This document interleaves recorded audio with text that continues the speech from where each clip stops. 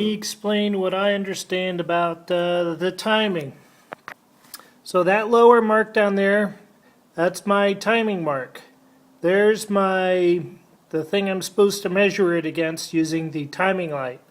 I have to get a good picture to see what 10 is in there versus 0. I had the feeling that big cutout there is 0, and then these are like little increments. So the book calls for 10 degrees before top dead center for it to fire. So that's where I'm going to want my timing mark to be with my Strobotastic timing light that I picked up. So everything turns. So I'm going to have to get that close. This is going to be number 1. Number 1 cylinder. I got close to top dead center, somewhere in the ballpark of that. Had a bamboo skewer down the spark plug hole so I could tell when the piston came up. Peeked through my oil fill cover to see when my intake valve opened and then shut, and then the piston comes up. That's my compression stroke.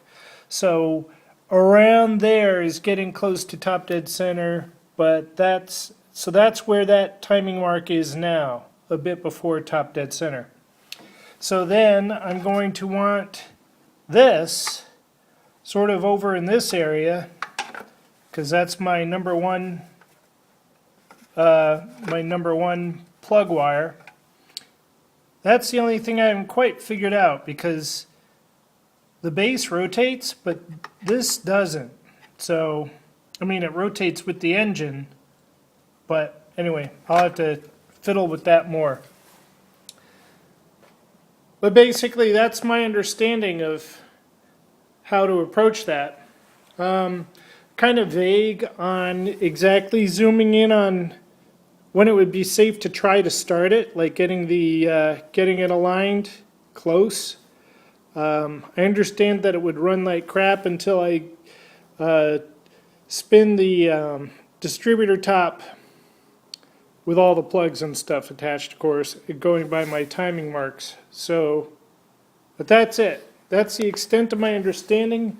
My knowledge of my advance comes from reading in the book for how to do the timing and looking in the chart for my car, which is here.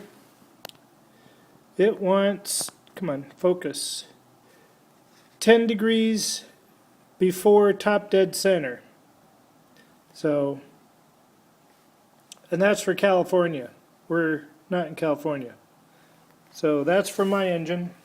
I just have to see which of those marks is 10 degrees and like that. So Anthony, there's my video.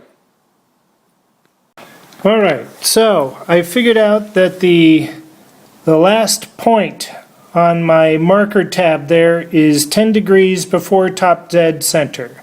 So when my mark should be up there when the engine is warm with the vacuum advance line disconnected.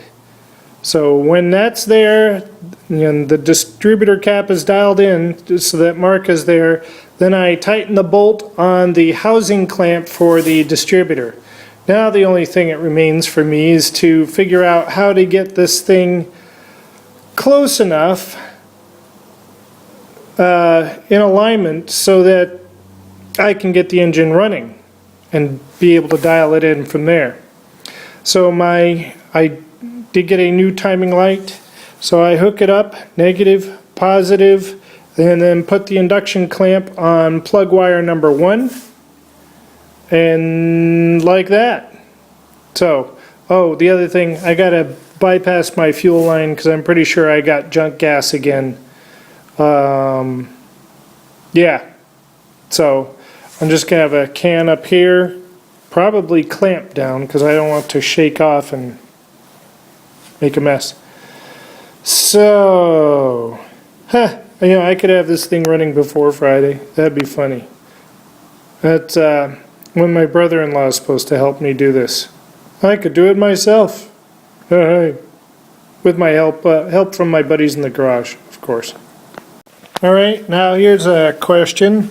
According to the book, this is supposed to be on cylinder number 1 with the distributor lined up so the ignition module is parallel to the valve cover, right?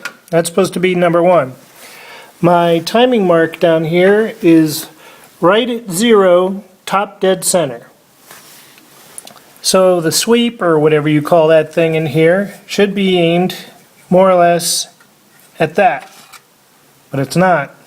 It's aimed up at the number 6 thing. So, and it's not like, yes, there is a gear on this, but at the very bottom of it is like a flathead screwdriver. So it can either go that way or that way. And that's it. So, big question mark. I don't get it. How do I get that lined up over here?